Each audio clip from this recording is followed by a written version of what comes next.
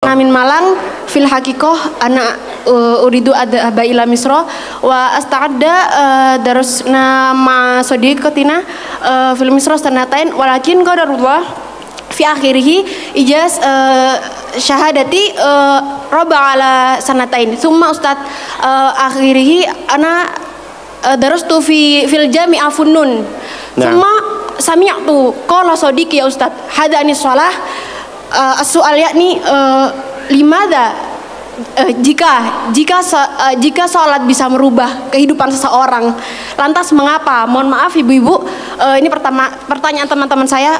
Lantas kenapa seorang mungkin marbot atau takmirul masjid la ghaniyun ya Ustaz?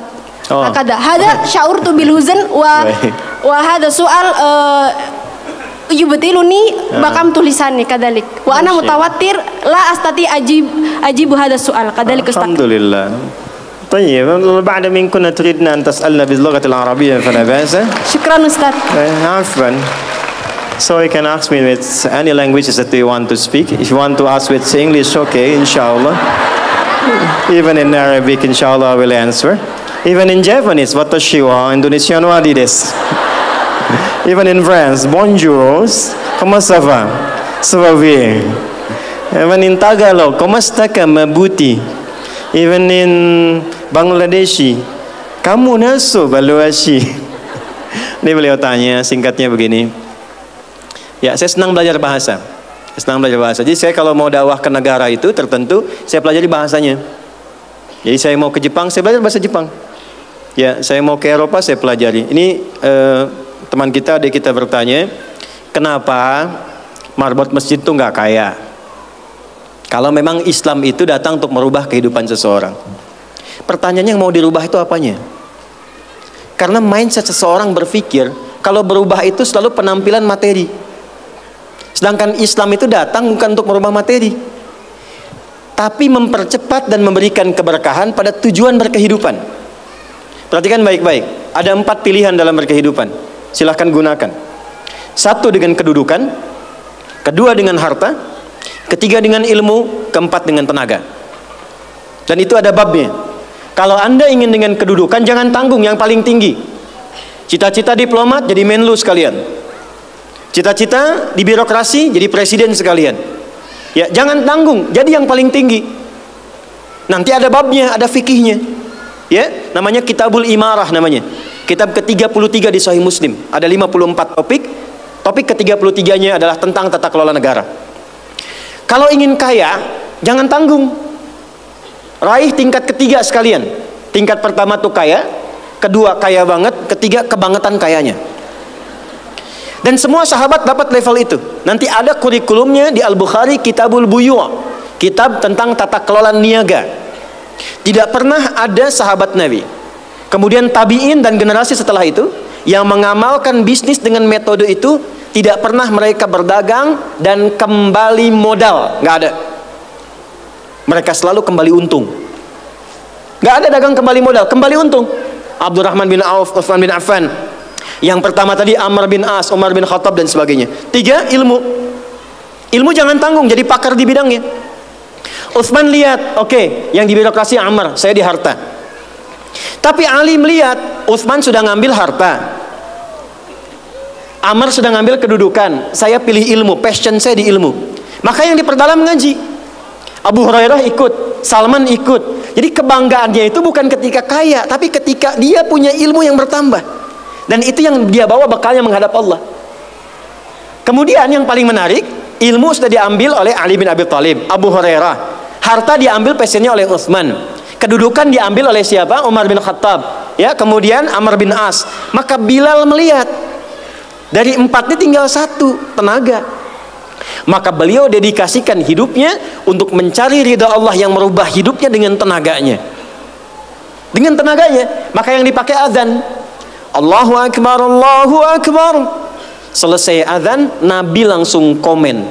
Bilal langsung like, sahabat langsung share. Dan kita subscribe sekarang. Apa komen Nabi? Aku dengar suara terumpah kaki Bilal di surga. Bilal ketika mendengar itu Adzan aja udah komen saya ke surga. Ngapain lagi saya kerja harta seperti Utsman? Secukupnya yang ada, yang penting saya jaga, meninggal masuk surga. Itu fikihnya. Maka dari sini muncul fikih marbot. Jadi kalau Anda ingin jadi marbot untuk mencari dunia, Anda salah tempat. Anda harusnya datang ke Hijab Fest, lihat orang jualan, pelajari itu, besoknya jualan jilbab. Kalau Anda ingin menjadi seorang ilmuwan, salah kalau jadi marbot. Belajar, datangi pengajian, pelajari dengan baik. Saya Bu gini-gini juga, saya senang riset, senang belajar. Kalau saya sedang kosong, artinya tidak mengajar, saya ajak keluarga ke toko buku. Saya sampai sekarang masih belajar fisika, Bu. Kimia saya belajar. Saya masih ngitung proton, elektron, ini kemana, ini senyawa, ini unsur, ini apa. Ya, besi misalnya rumusnya verum, F besar, E kecil. Atomnya itu nomornya 26, ada isotop 55, 56, 57, 59. Yang paling stabil itu isotop 57, surah 57 ayat 25 sampai 26, surah besi kan? Gitu. Saya sampai riset. Energi potensial, EP sama dengan M dikalikan G dikalikan dengan H. Kalau potensi kita bagus jadi kinetik, setengah M dikalikan V kuadrat. Gabungkan EP kemudian dengan EK menjadi energi mekanik, dipakai kemana aja. Karena passion saya di pengetahuan. Jadi kalau ditanya saya nyambung. Saya cuma nggak bisa main lato-lato aja.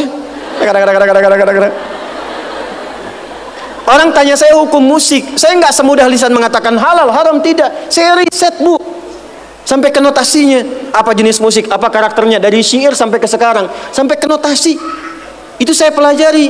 C D F G A B C G F I G D F I G D F I G A B C D A B C D F I G A F I G A B C D E B C D F I G A B F I G A B C D F I G A B C D. Apakah saya bisa main musik? Tidak. Saya nggak terlalu suka. Main piano nggak bisa, gitar nggak bisa, karena gelombang kami di Quran beda. Tapi untuk memberikan hukum saya riset. Saya tahu ini lagunya fulan, fulana. Kita bisa berikan hukum. Ya. Kalau kita tahu passion kita, bisa milih, pertahankan untuk pulang, jadikan itu sebagai istiqomah jalan pulang kita. Jadi kalau Anda pengen sukses, ukurannya duniawi, jangan jadi marbot. Nanti kotak infak hilang semua. Marbot itu pilihan, fikih sanadnya ke Bilal. Saya punya murid-murid yang belajar khusus tingkatan S1 sampai S3. Kami berikan beasiswa, nanti sebentar lagi dibuka untuk yang perempuan. Itu yang ngajarnya semua pakai sanad. Jadi azan aja ada sanadnya sampai ke Nabi. Semua hadis pakai sanadnya. Jadi itu jawabannya. Untuk menjadi marbot, perubahan yang dihadirkan dalam Islam, tinjauannya tidak selalu materi. Maka apa yang dipilih itu? Kalau sudah dipilih, maka jaga konsisten sampai pulang. Nanti menjaga konsisten itu babnya 9 lagi tingkatannya. Untuk konsisten. Konsis 1, konsis 2, konsis 3, konsis 4, sampai konsis 10.